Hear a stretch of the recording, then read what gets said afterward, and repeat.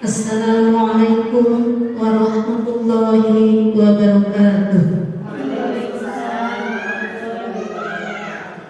Alhamdulillahirabbil alamin. Wassalatu wassalamu ala asrofil anbiya'i wal mursalin wa ala alihi wa sahbihi ajmain. Amma ba'du. Yang terhormat Ibu Kepala Sekolah SD Negeri Keduru, yang terhormat teman-teman guru dari kelas 1 sampai kelas 6, puji syukur marilah kita panjatkan kehadirat Allah Subhanahu wa Ta'ala, yang mana pada pagi hari ini kita dapat berkumpul bersama dalam acara inseminasi budaya positif. Salawat serta salam semoga terlimpahkan kepada baginda kita Nabi besar Muhammad Sallallahu Alaihi Wasallam. Hadirin yang berbahagia, untuk meningkat acara, marilah kita bacakan susunan yang akan kita lalui pada pagi hari ini. Acara yang pertama, pembukaan. Yang kedua, sepatah kata. Yang ketiga, diseminasi budaya positif. Selanjutnya, tanya jawab. Dan yang terakhir, penutup atau doa. Hadirin, untuk pembukaan, marilah kita sama-sama buka dengan membaca basmalah. Mudah-mudahan acara kita berjalan dengan lancar sampai akhir. Selanjutnya, sepatah kata dari Ibu Kepala Sekolah SD Negeri Keduru kepada Ibu Lia Hairia SPD, kami persilakan.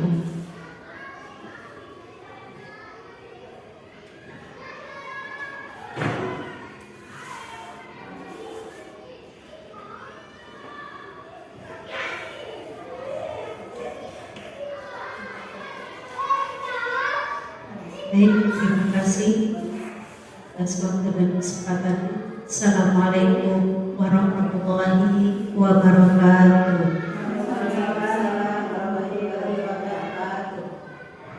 Alhamdulillahirabbil alamin wa bihi nasta'inu ala umuri dunya waddin. Wassalatu wassalamu ala asyrofil anbiya'i wal mursalin wa ala alihi wa sahbihi ajmain. Sebelumnya saya mengucapkan banyak terima kasih kepada Ibu Bapak semua yang sudah berkenan hadir untuk mengikuti acara pemaparan diseminasi atau pemahaman penerapan tentang budaya positif. Ini merupakan salah satu upaya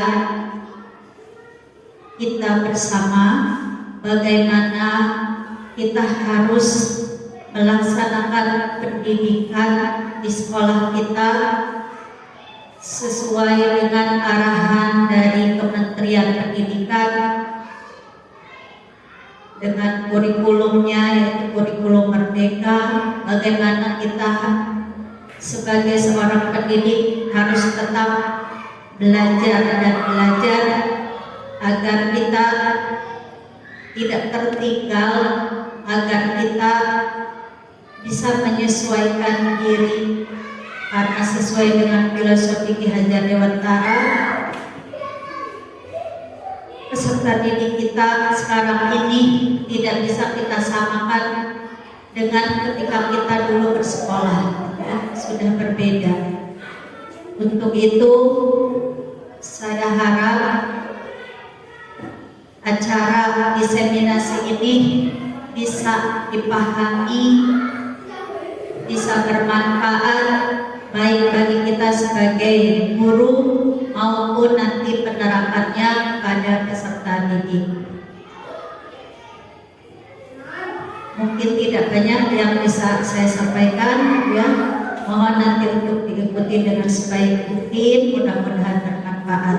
Hanya itu saja. Terima kasih atas waktunya. Wabillahi taufiq wal hidayah. Wassalamualaikum warahmatullahi wabarakatuh.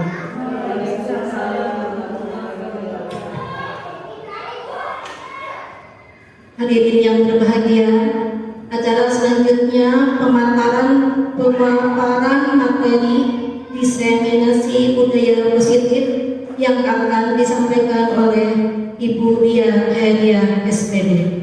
Kepadanya dipersilakan.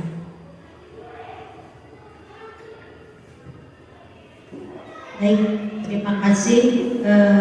Kita mulai saja ya, Ibu. Di sini ini merupakan materi di dalam modul yang saya pelajari dari guru penggerak. Kita sudah sampai di modul 1.4, di mana di sini materinya tentang budaya positif. Nah, salah satu tugas aksi nyata saya yaitu melakukan diseminasi. Diseminasi ini maksudnya menyebarkan pemahaman dan penerapan pengalaman tentang budaya positif. Di sini saya paparkan konsep inti budaya positif. Nah, di dalam budaya positif ini apa saja sih yang berkaitan atau yang harus kita pelajari? Yang pertama itu tentang perubahan paradigma belajar. Yang kedua, disiplin positif.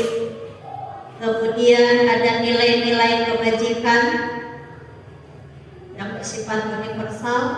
Kemudian kebutuhan dasar manusia, motivasi perilaku manusia, posisi kontrol guru, keyakinan kelas, dan segitiga restitusi. Jadi untuk budaya positif ini banyak sekali itu yang harus kita pahami. Nah, kemudian tadi yang pertama ada tentang pembelajaran dengan paradigma baru. Nah, di kurikulum Merdeka, pembelajaran dengan paradigma baru ini pembelajaran yang dirancang berdasarkan prinsip pembelajaran berdiferensiasi. Mungkin Bapak Ibu sudah pernah mendengar ya, berdiferensiasi, sehingga para peserta didik belajar sesuai kebutuhannya berdasarkan tahap perkembangan sesuai teori psikologi modern untuk akhirnya yaitu mewujudkan pelajar yang sesuai dengan profil pelajar Pancasila. Jadi muaranya ke sana gitu ya. Peserta didik kita diharapkan menjadi anak yang sesuai dengan profil pelajar Pancasila. Adapun apa saja itu, Bapak Ibu juga mungkin sudah tahu gitu ya, sudah memahami yang masuk ke dalam profil pelajar Pancasila itu diantaranya yaitu bahwa anak kita, ya, peserta didik kita harus menjadi anak yang beriman, bertakwa kepada Tuhan Yang Maha Esa, dan berakhlak mulia. Lalu anak yang berkebinekaan global, mandiri, bernalar kritis, kreatif, dan bergotong royong. Jadi itu yang diharapkan gitu ya, peserta didik kita sesuai dengan profil pelajar Pancasila itu mencakup 5 tadi: beriman, bertakwa ya pada Tuhan Yang Maha Esa, berakhlak mulia, mandiri, bernalar kritis, kreatif, bergotong royong, dan berkebinekaan global. Lalu di dalam penerapan budaya positif juga ada tentang teori kontrol guru. Nah, selama ini kita masih menerapkan bahwa guru itu mengontrol murid. Guru berhak mengontrol murid, bahkan mungkin lebih gitu ya, lebih berkuasa lagi dari mengontrol. Semua penguatan positif, efektif dan bermanfaat, lalu kritik dan membuat rasa bersalah. Orang dewasa berhak memaksa, mungkin selama itu seperti itu gitu ya. Padahal gitu, teori kontrol di sini bukan seperti itu gitu ya. Bukan seperti hal-hal yang dipaparkan tadi. Nah, seperti apa teori kontrol yang seharusnya? Nah, di sini ada mengubah paradigma stimulus respon ke pendekatan teori kontrol. Stimulus respon dengan teori kontrol ada beberapa perbedaan. Di antaranya yang pertama, realitas kebutuhan kita sama, padahal gitu ya. Kalau kita pelajari realitas atau kenyataan kebutuhan kita itu berbeda. Lalu semua orang melihatnya sama, padahal setiap orang memiliki gambaran yang berbeda. Misal antara Bu Akila dengan Bu Meti gitu ya, mungkin melihat gambaran tentang anak itu berbeda. Kemudian kita mengubah orang agar berpandangan sama dengan kita.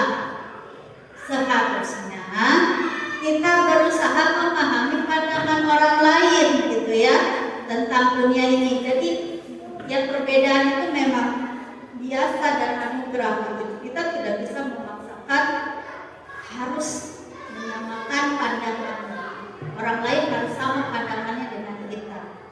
Lalu perilaku buruk dilihat sebagai suatu kesalahan. Nah, dalam teori kontrol nanti yang akan kita pelajari selanjutnya, semua perilaku itu sebetulnya kalau dipahami, dipelajari memiliki tujuan gitu ya. Sekalipun mungkin untuk sementara itu kita melihat itu salah gitu ya. Ternyata di balik kesalahan itu orang melakukan itu karena ada tujuan. Nanti kita akan belajar. Orang lain bisa mengontrol saya gitu ya. Sebetulnya tidak, hanya Anda yang bisa mengontrol diri Anda sendiri, begitupun dengan orang lain. Lalu saya bisa mengontrol orang lain. Anda tidak bisa mengontrol orang lain, itu yang betul. Pemaksaan ada pada saat rujukan gagal, kolaborasi dan konsensus menciptakan pilihan-pilihan baru, itu yang seharusnya dilakukan. Model berpikirnya menang kalah. Harusnya model berpikirnya ya menang-menang gitu ya. Itu stimulus respon vs teori kontrol gitu. Apa yang terjadi dan apa yang seharusnya kita lakukan. Nah, berikutnya kaitan dengan budaya positif, ada juga tentang disiplin positif. Disiplin positif di sini maksudnya belajar ya. Disiplin positif itu belajar. Kemudian disiplin mengacu pada disiplin diri ya. Disiplin positif ini memiliki tanggung jawab terhadap apa yang dilakukannya berdasarkan nilai yang diyakini. Nah, disiplin positif merupakan salah satu cara penerapan disiplin yang bertujuan untuk menumbuhkan kesadaran serta memberdayakan peserta didik tanpa imbalan, baik itu penghargaan atau reward, ancaman atau hukuman. Jadi memang melakukan itu karena kesadaran diri gitu ya, tanpa iming-iming hadiah atau reward, tanpa juga karena takut akan ancaman atau hukuman. Jadi betul-betul dari kesadaran diri.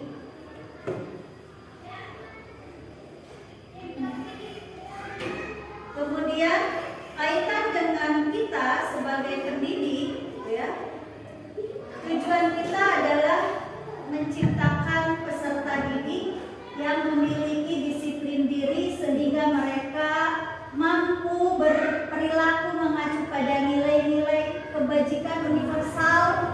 Kebajikan universal itu tanpa melihat suku, agama, ras, gitu ya, budaya. Nanti kita akan lihat apa saja nilai kebajikan itu, dan memiliki motivasi intrinsik. Intrinsik itu dari dalam diri sendiri, gitu ya, bukan dari luar. Dalam apa? Dalam hal perubahan perilaku ke arah yang lebih baik. Itu tujuan kita, gitu ya, Bapak Ibu. Kita menginginkan hal itu pada siswa-siswa kita.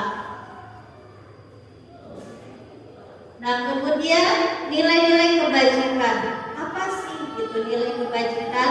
Nah, nilai kebajikan di sini nilai yang disepakati bersama, terlepas dari suku bangsa, agama, bahasa maupun latar belakangnya. Nah, di sini ada beberapa nilai kebajikan. Kalau dalam profil belajar Pancasila, ada beberapa ya, contohnya bukan satu: beriman dan bertakwa, berkebinekaan global, gotong royong, mandiri, kreatif, pendalam, kritis. Itu nilai kebajikan. Ada lagi yang disampaikan AIBO Primaries Program atau PIP. Apa saja nilai kebajikan itu? Sikap toleransi, rasa hormat, integritas, kemudian mandiri, menghargai, antusias, empati, keingintahuan, kreativitas, kerjasama, percaya diri, komitmen. Itu juga merupakan nilai-nilai kebajikan. Kemudian ada juga tentang keterampilan hidup. Apa saja nilai kebajikan yang masuk ke dalam keterampilan hidup atau life skill ini? Di antaranya dapat dipercaya, gitu ya. Peserta didik kita dapat dipercaya, lurus hati, pendengar yang aktif, tidak merendahkan orang lain, temannya, gitu ya, dan memberikan yang terbaik dari diri. Itu nilai-nilai kebajikan yang harusnya, gitu ya, dimiliki oleh peserta didik kita nanti ketika mereka siap, gitu ya, terjun ke masyarakat. Nah, berbicara tentang budaya positif, kita juga harus memahami tentang kebutuhan dasar manusia. Apa sih kebutuhan dasar manusia itu? Nah, di sini saya simpulkan kebutuhan dasar manusia. Semua manusia punya kebutuhan dasar. Ada 5 poin kebutuhan dasar manusia. Itu tadi ya. Ada 5 posisi kontrol guru. Bagaimana seorang Naren main peran di situ ya dengan gurunya, dari mulai sebagai penghukum, membuat merasa bersalah teman, pemantau, sampai manajer. Nah, mungkin kita bisa sama-sama refleksi diri kita selama ini yang kita lakukan ya, terhadap peserta didik kita, terhadap anak-anak kita di sekolah. Kira-kira Bapak Ibu pernah melakukan posisi kontrol apa? Wadil mungkin sebagai pembuka, membuat merasa bersalah teman, pemantau, atau manajer?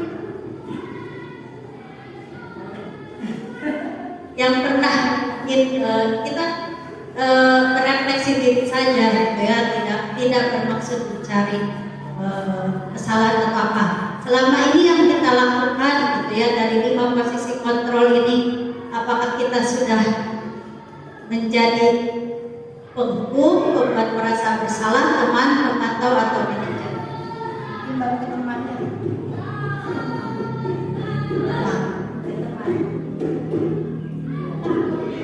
Tadi aku nyampe ke teman, kayaknya seperti itu. Karena belum ketahui sampai dengan posisi kontrol menjadi teman, gitu ya.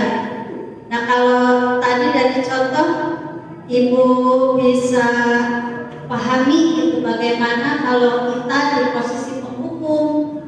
Intinya kalau penghukum itu menjas gitu ya, menjas anak. Tadi itu kalau di peragakan di Naren langsung disuruh keliling lapangan gitu ya karena terlambat datang atau mungkin karena kesalahan lain bisa jadi kita langsung tuliskan misalnya di buku, saya tidak akan mengulangi apa gitu ya, mungkin ya. Nah kalau pembuat merasa bersalah, ini tidak terlalu seperti penghukum, cuma di sini juga masih ada kata-kata yang menyebabkan anak itu merasa gagal, ya merasa bersalah tadi. Kenapa sampai seperti itu? Ibu kan jadi sedih, jadi anak itu merasa gagal juga gitu ya untuk efeknya atau akibatnya.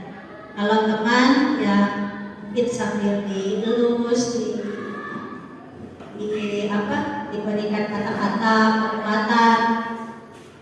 Hanya di sini untuk teman itu kekurangannya, jadi motivasi diri peserta didik kita, anak kita itu masih tergantung dari kita, ekstrinsi itu dari luar, belum sadar akan apa yang dilakukannya gitu ya. Jadi masih tergantung dengan orang lain gitu, dari luar.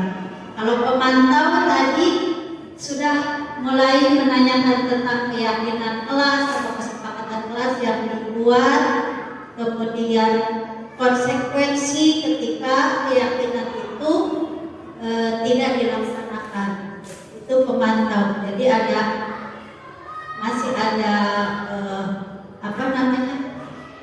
konsekuensi atau hukuman, tapi berdasarkan kesepakatan gitu ya, untuk dilaksanakan sesuai kesepakatan kelas pemantau. Nah kalau di level manajer ini posisi kontrol yang memang diharapkan dilakukan oleh kita sebagai guru atau pendidik, di mana di sini peran seorang pendidik atau guru selain melihat kesepakatan kelas atau keyakinan kelas, peserta didik atau anak yang tidak melaksanakan keyakinan atau kesepakatan kelas tersebut diajak berdialog, berbicara, sehingga anak itu sendiri yang tahu, sadar akan kesalahannya gitu ya. Tidak melakukan keyakinan kelas itu yang mana gitu ya, sepakat itu yang dilanggar itu yang mana yang tidak dilaksanakan. Jadi dari anak, bukan dari kita, bukan dari guru yang mengatakan kamu sudah melanggar gitu. Tidak gitu ya. Di posisi manajer ini anak yang kita hanya mengarahkan kesepakatan kelas mana yang tidak dilaksanakan. Nanti anak akan berpikir sendiri, kemudian setelah tahu. Jadi ada manajer itu nanti ada 3 poin ya, ada di slide berikutnya apa saja yang harus dilakukan oleh seorang guru ketika menjadi posisi kontrol manajer, yang menstabilkan identitas, menanyakan keyakinan ya. Nah itu dilakukan. Jadi diharapkan dalam posisi kontrol ini kita sebagai guru idealnya gitu ya, kita melaksanakan posisi manajer. Hindarilah sebagai penghukum sekarang pada lagi kita menghukum anak, dan jangan sampai. Kemudian kita lihat berikutnya. Nah, 5 contoh penerapan yang posisi kontrol tadi. Jadi kata-kata yang mungkin diucapkan ketika kita menjadi penghukum. Hormat kamu pada bendera selama 1 jam ya. Kalau pembuat merasa bersalah tadi, berapa kali Bapak memberitahu kamu selalu saja mengecewakan. Sedangkan teman, ayo dong ikuti aturan sekolah, tolong bantu ibu bapak sekali ini saja ya sudah, tidak apa-apa. Jadi jangan sampai berbuat seperti ini lagi. Kalau pemantau tadi itu ya, kamu sudah melanggar peraturan sekolah, kamu tahu konsekuensinya. Setelah upacara kamu beli atributnya. Kalau misal dia tidak lengkap dengan atribut di manajer, nanti sudah dengan kata-kata, apakah kamu tahu kesalahanmu? Jadi anak dibawa berpikir gitu ya tentang kesalahan yang dilakukannya.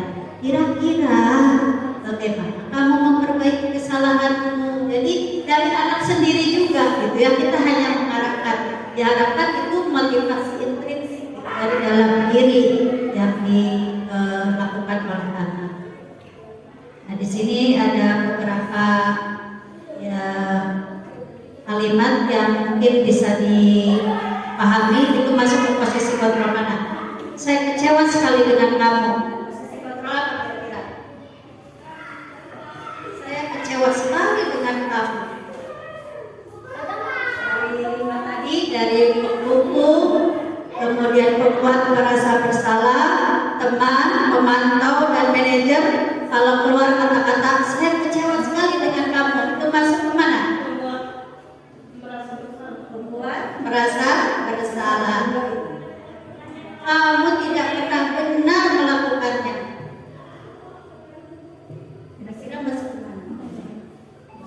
Kamu tidak pernah benar melakukannya.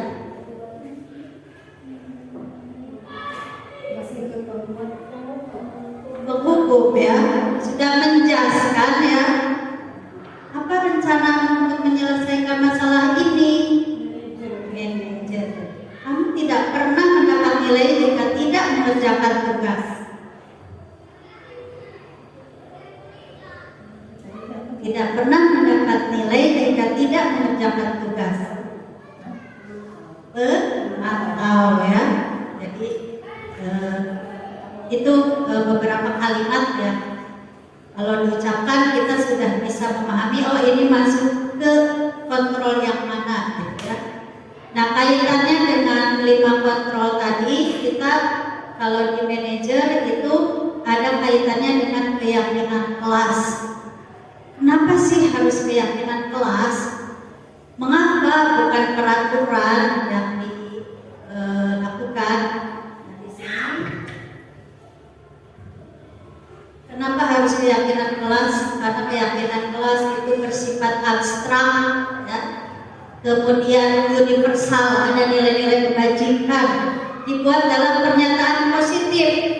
Jadi universal tuh keyakinan kelas tuh gak usah terlalu banyak ibu kalau kita mau bikin, khawatir banyak-banyak tidak bisa dilaksanakan gitu ya. Jadi poin-poin penting saja gitu yang dibuat di dalam keyakinan kelas, di mana ketika disimpulkan itu mengandung pernyataan universal gitu ya, nilai kebajikan, misal rasa hormat. Nah, contoh kemudian dibuat dalam pernyataan positif. Sedikit saja ya biar tidak lupa anak, kalau kebanyakan anak malah tidak melaksanakan semua nanti. Kemudian semua warga sekolah, warga kelas dilibatkan saat membuat keyakinan kelas. Ini maksudnya Bapak Ibu. Berupa pernyataan universal dan dibuat pernyataan positif. Misal masuk kelas tepat waktu. Ya, misalnya keyakinan kelasnya masuk kelas atau hadir di kelas tepat waktu. Kalau mau ditambahkan pukulnya beberapa silakan. Nah, sifat universal apa nilai kebajikannya apa gitu ya? Ketika anak itu masuk kelas tepat waktu, berarti nilai kebajikan yang diinginkan yaitu disiplin. Dengan anak bisa masuk kelas tepat waktu, berarti nilai kebajikan yang diharapkan yaitu disiplin. Nah lalu dibuat dalam pernyataan positif tadi itu, masuk kelas atau datang ke kelas tepat waktu. Jangan dibuat tidak datang terlambat. Nah kata tidaknya itu masuk ke dalam kalimat negatif gitu. Jadi harusnya dibuatnya tulisannya itu masuk kelas atau datang ke sekolah tepat itu dibuat dalam kalimat positif maksudnya ya. Atau misalnya lagi salah satu kesepakatan kelas melaksanakan tugas piket. Nilai kebajikan apa yang diharapkan? Berarti bertanggung jawab, itu nilai kebajikannya. Kalimat positifnya tadi, jadi jangan sampai misalnya tidak melaksanakan piket diberikan sanksi apa gitu ya, itu kalimatnya negatif. Jadi harus yang positif, itu untuk pembentukan keyakinan kelas. Nanti mungkin kalau bisa gitu ya dibuat dengan murid, bukan kalau bisa harus ya, ini ibu harus dibuat keyakinan kelas ini. Tadi poinnya ya, jangan terlalu banyak juga. Karena apa? Kalau banyak nanti malah tidak ingat gitu ya, sehingga malah tidak dilaksanakan. Dan dibuat bersama-sama gitu ya dengan siswa. Kemudian bicara segitiga restitusi, ini kaitannya dengan proses kontrol guru sebagai manajer. Dalam segitiga restitusi ini terjadi dialog antara guru dengan murid ya, di mana nanti murid akan dengan sendirinya timbul motivasi intrinsik dan menjadi mandiri sekaligus bertanggung jawab. Nah, dalam segitiga restitusi ini, satu, guru harus menstabilkan identitas. Nanti ada contohnya ya. Kemudian validasi tindakan yang salah, menanyakan keyakinan. Nah, ketika kita menemukan siswa atau peserta didik yang tidak melaksanakan keyakinan kelas, nah yang harus kita lakukan, kita ajak dialog. Nah, dalam dialog tersebut pertama yaitu menstabilkan identitas. Nah, misal ketika anak itu diajak dialog lalu menyampaikan alasannya, itu ya, ditanya kenapa sampai berbuat seperti itu. Nah, kita harus menstabilkan identitas, menstabilkan jiwa dan pikiran anak. Berbuat salah itu wajar karena manusia tidak luput dari kesalahan, ya. Kemudian tidak ada manusia yang sempurna. Ibu atau bapak juga dulu pernah melakukan hal itu, gitu. Jadi dibuat anak itu supaya dia berbuat salah gitu ya, tapi itu satu hal yang bisa kita terima gitu ya, karena tadi itu alasannya. Kemudian kita tidak ibu bapak tidak berusaha mencari siapa yang salah, tapi dalam hal ini mencari solusi. Jadi itu masuk ke dalam menstabilkan identitas gitu ya, ketika dialog dengan anak-anak peserta didik kita. Nah, setelah itu lanjut gitu ya, dialog itu masuk ke dalam validasi tindakan yang salah. Nah, tadi kita sudah mewajarkan tindakannya, tapi gitu dilanjut gitu ya, tidak perlu sampai situ.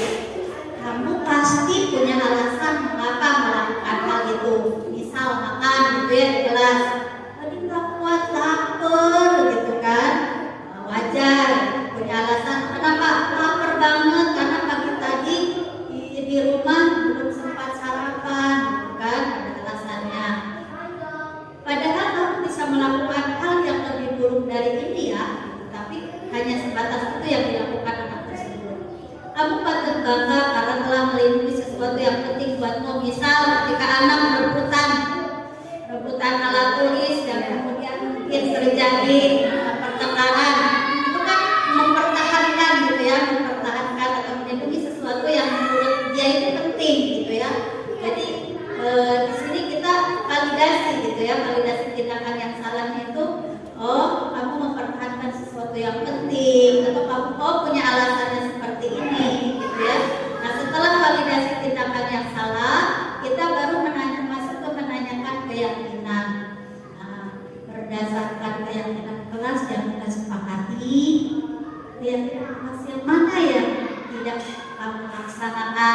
gitu ya.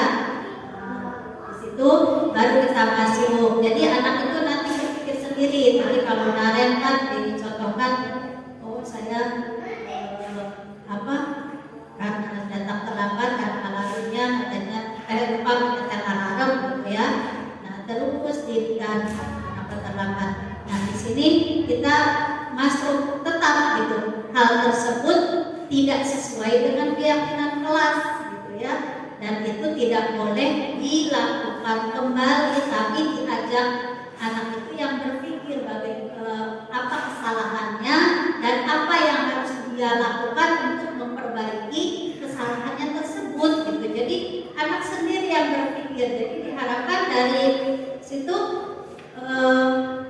oh iya ya saya harus begini. Jadi motivasinya itu motivasi dari diri sendiri gitu ya, motivasi intrinsik gitu. Yang kedua gimana? Diharapkan kalau motivasinya dari dalam diri, hal itu tidak akan dilakukan lagi ya, karena kesadaran diri sendiri gitu. Apapun itu, mungkin berantem dengan temannya gitu ya, itu juga ketika besok-besoknya gitu supaya tidak terjadi lagi. Oh karena memang dia menyadari bahwa di sekolah itu harus menghargai orang lain, misalnya ya diri sendiri lagi ya, karena kesadaran diri sendiri gitu. Apapun itu, mungkin berantem dengan temannya gitu ya, itu juga ketika besok-besoknya gitu supaya tidak terjadi lagi. Oh karena memang dia menyadari bahwa di sekolah itu harus menghargai orang lain, misalnya ya diri sendiri.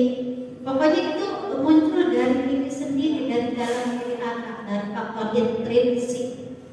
Seperti contoh kemarin saya juga sudah membuat satu video segitiga restitusi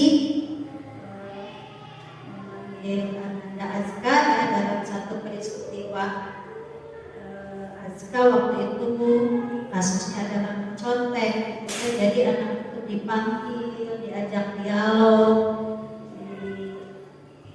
ditanya, tahu kesalahannya sendiri dan secara sadar mengatakan itu salah dan tidak akan dilakukannya lagi gitu ya. Itu dari diri anak. Jadi bukan kita yang langsung menjas, menghukum. Nah, itu yang tidak diharapkan gitu ya dalam penerapan budaya positif ini. Jadi diharapkan gitu ya, tadi yang masuk ke dalam budaya positif dari paradigma belajar, keyakinan kelas, kemudian kebutuhan dasar manusia gitu ya, ternyata banyak sekali yang harus kita pahami dari peserta didik kita gitu ya Bapak Ibu. Kalau selama ini mungkin kita masih memposisikan kita kalau dalam kontrol guru tadi masih dengan penghukum, mudah-mudahan ke depannya ibu bapak tidak lagi gitu ya memposisikan diri sebagai penghukum ya, minimal mungkin sebagai pemantau dengan melihat keyakinan kelas yang sudah disepakati. Lebih baik lagi kita belajar mencoba dengan posisi manajer dengan melakukan segitiga restitusi. Jadi ketika Bapak Ibu menemukan anak yang tidak melaksanakan keyakinan kelas, ajaklah dialog, ajaklah bicara anak tersebut dari hati ke hati sampai kemudian anak tersebut yang menyadari sendiri akan kesalahannya dan kemudian secara sadar juga tidak melakukan itu lagi gitu ya. Itu yang diharapkan.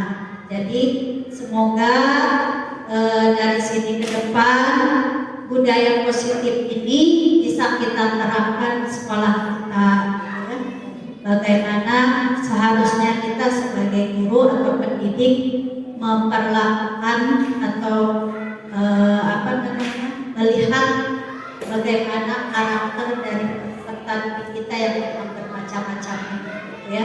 Kita harus mulai memahami diri, memahami peserta didik agar apa yang diharapkan sesuai dengan filosofi Ki Hajar Dewantara tentang pendidikan gitu ya, yang pembelajaran yang berpihak kepada anak gitu ya, itu bisa dilaksanakan. Hanya itu saja gitu ya materi yang bisa saya paparkan. Kurang lebihnya saya mohon maaf, dan setelah sesi ini mungkin saya berikan waktu nanti untuk lanjut ke tanya jawab apabila ada materi yang mungkin kurang dipahami. Kita sharing bersama ya. Terima kasih. Assalamualaikum warahmatullahi wabarakatuh.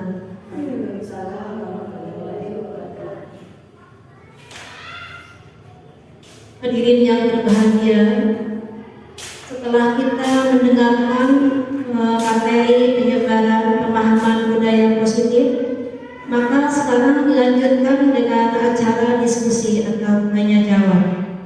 Kepada Bapak Ibu Guru dipersilahkan, kami beri waktu untuk bertanya. Silakan.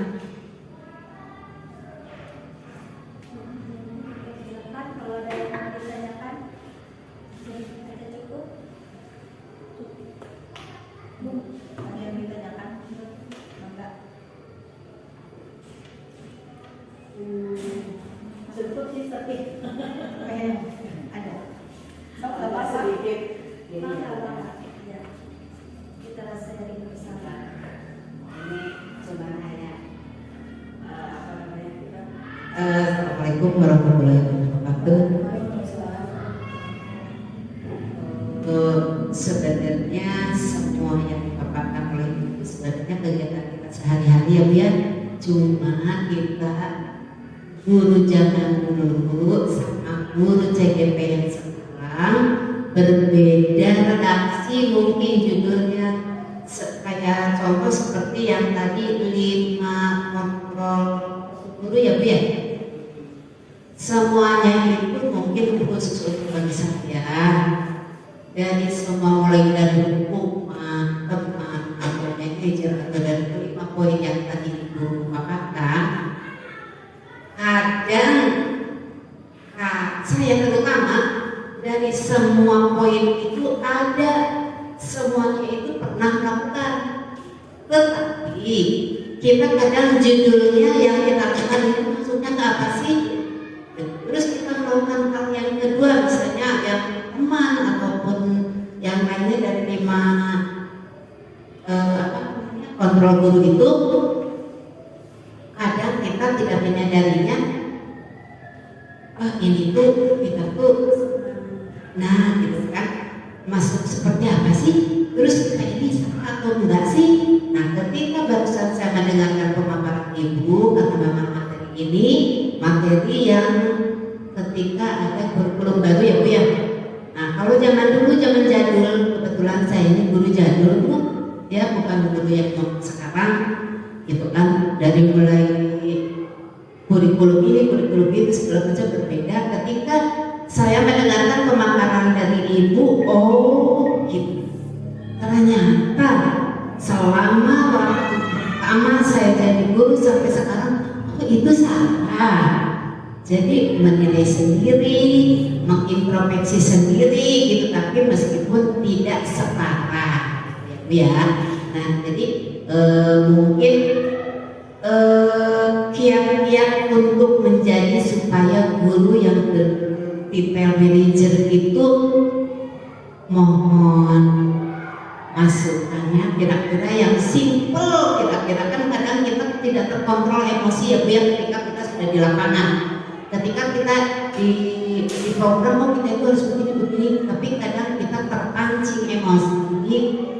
Biasanya gitu kan, untuk kami nih, tapi nggak tahu kalau guru yang lain, kadang suka lupa diri di situ. Jadi mohon untuk kasih sedikit lah untuk supaya menjadi guru manajer ini apa sih kiat yang cuma simpel aja gitu, biar kita tuh ketika Ibu memaparkan ngasih masukannya sedikit tapi bermanfaat buat kami, itu disebut terima kasih dan luar biasa. Hanya itu, terima kasih. Wassalamualaikum warahmatullahi wabarakatuh.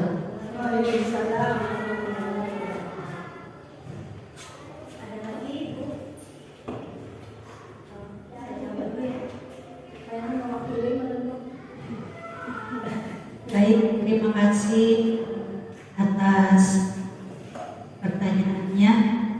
Dan di sini kita sama-sama sharing ya Ibu Bapak, karena tadi sebagai senior saya gitu ya yang sudah merasakan banyak macam kurikulum yang diterapkan oleh Kementerian Pendidikan kita, pastinya lebih banyak ilmu lagi yang sudah Ibu miliki gitu ya.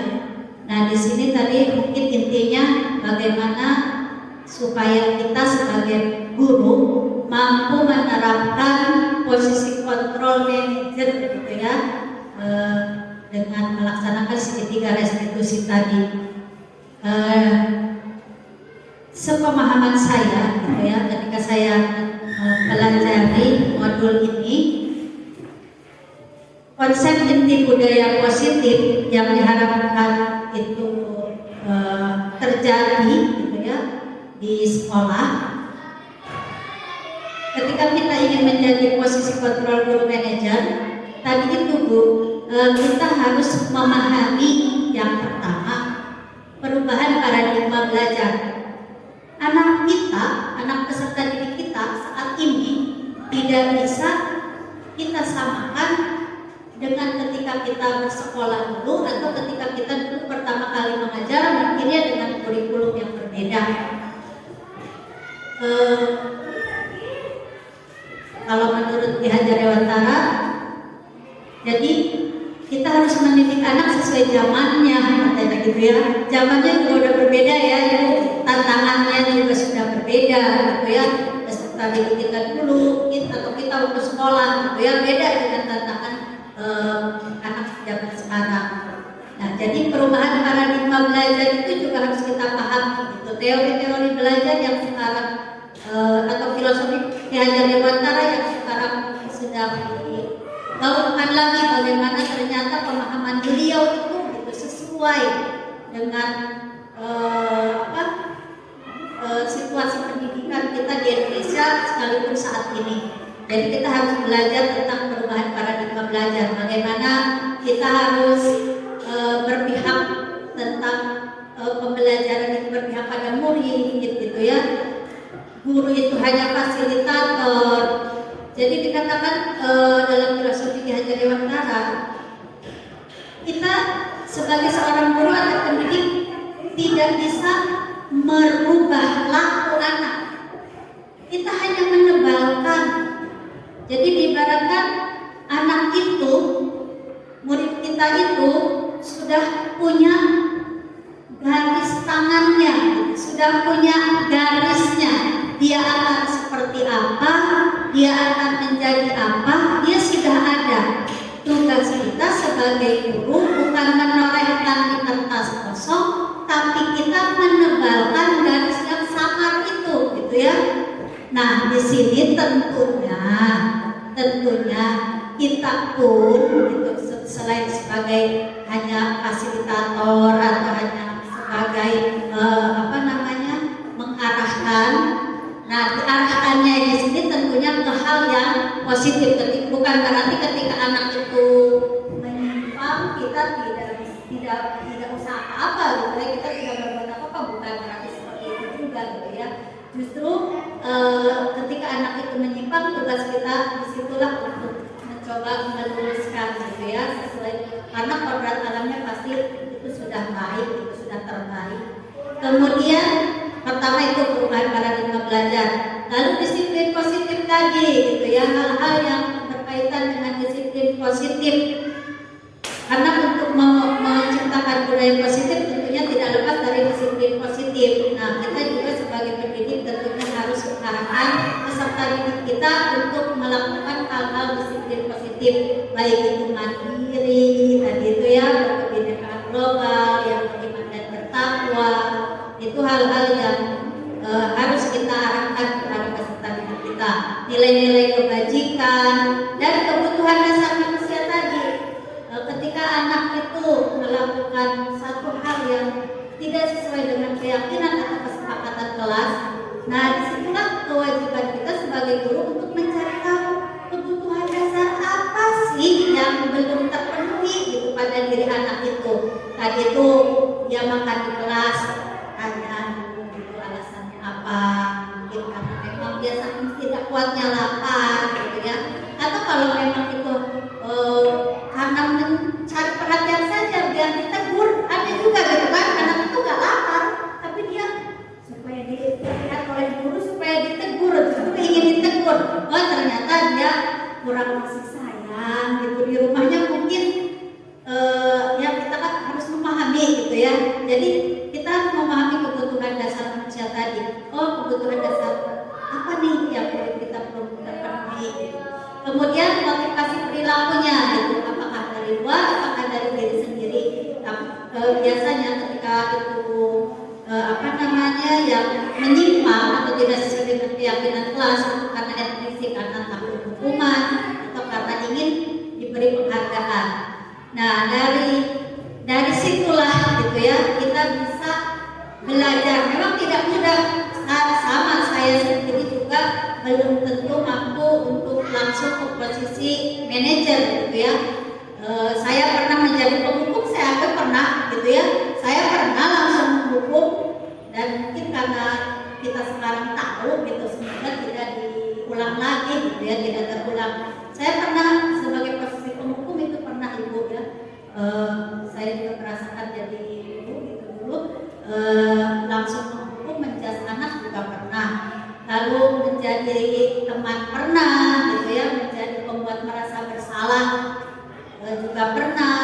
Mungkin manajer ini justru yang belum selalu pernah sih melakukan, tapi belum terlalu sering gitu ya. Nah diharapkan semoga setelah materi ini gitu, setelah kita tahu tentang ilmu ini, kita ada di posisi itu gitu ya, di posisi manajer. Jadi untuk sekarang, untuk bisa di posisi manajer itu ya itu tadi ya, kita harus memahami perubahan paradigma belajar, positif, nilai kebajikan, kebutuhan dasar manusia.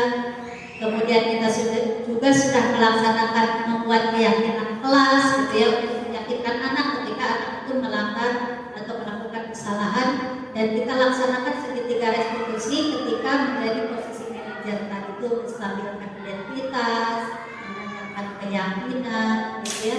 Di situ kita laksanakan. Ada lagi dari kita sudah ada. Bapak Ibu yang berbahagia, acara selanjutnya penutup, marilah kita tutup acara ini dengan bersama-sama membaca hamdalah.